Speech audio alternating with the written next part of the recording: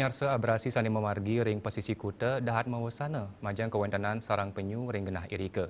Yening sedurungnya ni presida kepanggih penyatusan sarang penyu nanging roh mangkin wantah presida kepanggih ring sor seket sarang.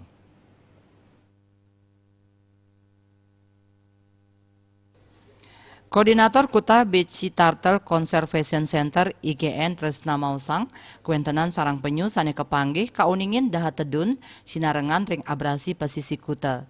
Kauningin abrasi ritepengan mangkin pinih kaon saking sadurung nyani. Kawawahin sane mangkin penyu mewah moliang genah becik tur aman anggen metalu. Yening katah nyane 150 kantos satak sarang, rau mangkin wantah kepanggih petang dasa 3 sarang kemanten. Pet prade abrasi nenten digelis ketampenin, menjantan penyu nenten rauh tur metaluh malih ring pesisi kuta.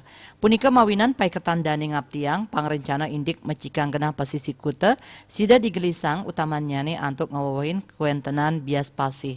Ya diastun wenten penedunan wilangan sarang penyu, dani mastikayang makudang-kudang pangupaya konservasi kantun tegep kemargiang becik.